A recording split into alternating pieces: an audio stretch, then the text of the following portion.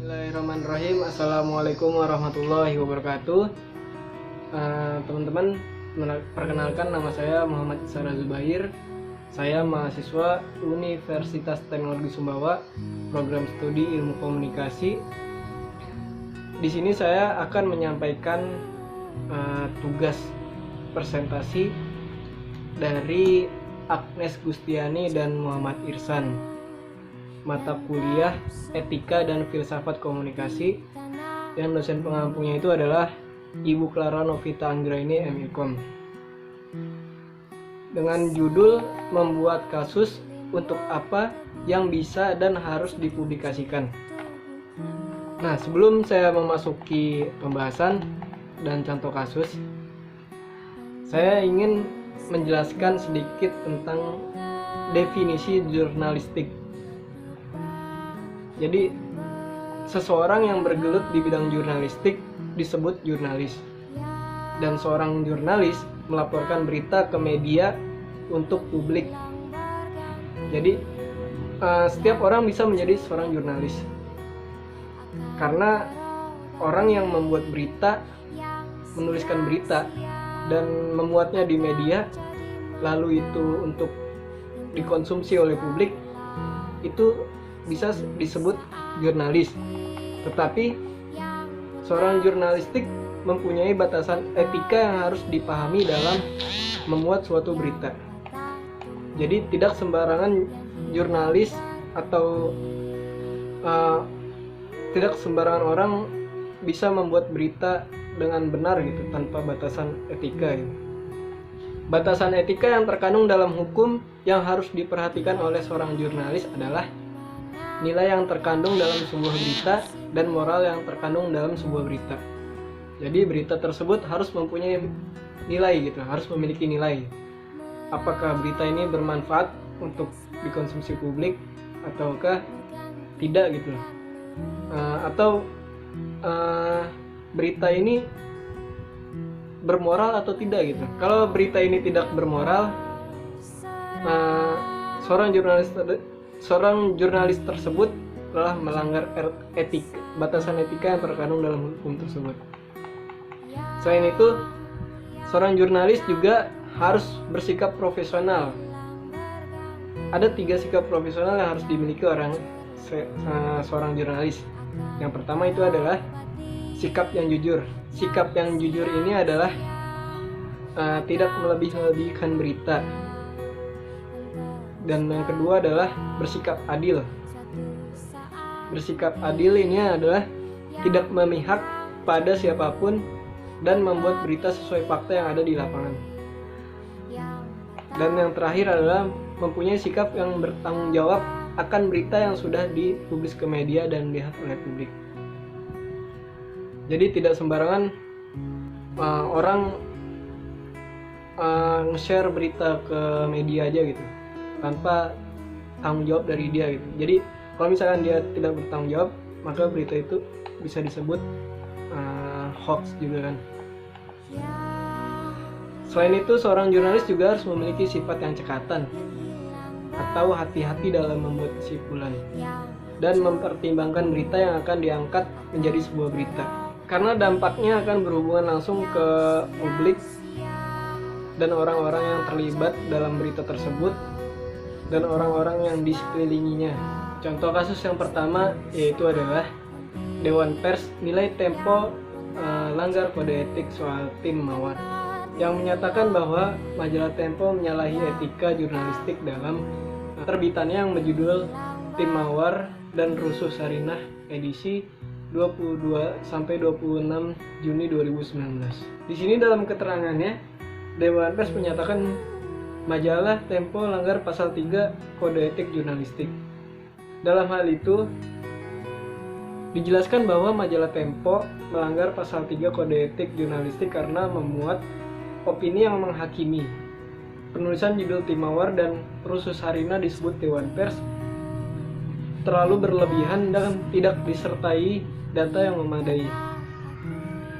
Di sini juga Dewan Pers menyatakan kegiatan jurnalistik Tempo yang mengenai informasi, membaca transkrip dari kepolisian, dan menemukan pihak yang diduga terlibat dalam kerusuhan merupakan proses kerja jurnalistik yang diatur dalam Undang-Undang Pers.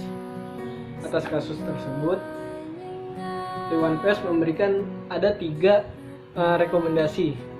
Yang pertama, majalah Tempo ini harus memuat hak jawab dari khairawan, yaitu pengadu, serta permintaan maaf kepada khairawan dan pembaca selambat-lambatnya pada edisi berikut setelah hak jawab diterima.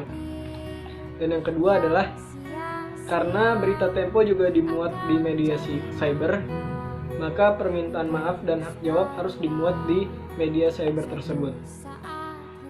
Dan yang terakhir, pengadu diberikan hak jawab selambat-lambatnya 7 hari setelah menerima surat rekomendasi dari Dewan Pers. Nah, itu adalah contoh berita yang telah melanggar kode etik karena telah menyalahi aturan atau opini yang menghakimi seseorang. Itu bisa dinilai dari judulnya saja. Satu hal yang harus diperhatikan oleh seorang jurnalis sebelum mengangkat artikel menjadi sebuah berita adalah itu dia mempertimbangkan apakah berita tersebut dapat menyinggung salah seorang atau apakah berita tersebut dapat merugikan salah satu orang atau kelompok tertentu yang mungkin saja berdampak pada apa yang diberitakan oleh seorang jurnalis tersebut. Jadi bagaimana caranya berita yang akan kita muat, berita yang kita tulis itu tidak dapat menyinggung atau tidak menyudutkan satu pihak atau enggak kelompok tertentu. Nah, oleh sebab itu seorang jurnalis yaitu tadi harus bersikap profesional dan memiliki sikap-sikap seperti sikap jujur, adil, dan bertanggung jawab. Salah satu etika utama bagi seorang jurnalis adalah tunjukkan hasil kasih sayang kepada mereka yang mungkin terpengaruh oleh pemerintahan. Ini adalah kode etik seorang jurnalis. Mempertimbangkan pengaruh cerita sama pentingnya dengan mengumpulkan semua informasi yang benar. Oleh karena itu, keduanya diperlukan untuk senantiasa memastikan sebuah cerita yang adil dan sesuai untuk semua orang. Namun saat ini banyak sekali jurnalis yang beritanya diangkat ke media, malah justru banyak yang menimbulkan pro dan kontra dalam publik. Karena dalam berita tersebut adanya unsur kepentingan dalam mengangkat sebuah berita atau tidak jujur dan adil dalam menulis sebuah berita yang justru malah dapat menimbulkan konflik dalam sebuah kelompok tertentu dan kekecewaan dalam publik. Contohnya adalah pada saat pemilu 2019 kemarin. Di situ peran media sangat penting. Sangat penting kenapa? Karena dalam mengangkat calon presiden dan wakil presiden itu adanya keberpihakan antara kedua calon tersebut, di mana yang satu memihak paslon nomor 1, yang satu memihak paslon nomor 2. Nah, ini menimbulkan konflik dalam sebuah kelompok tertentu dan kekacauan dalam publik. Karena itu,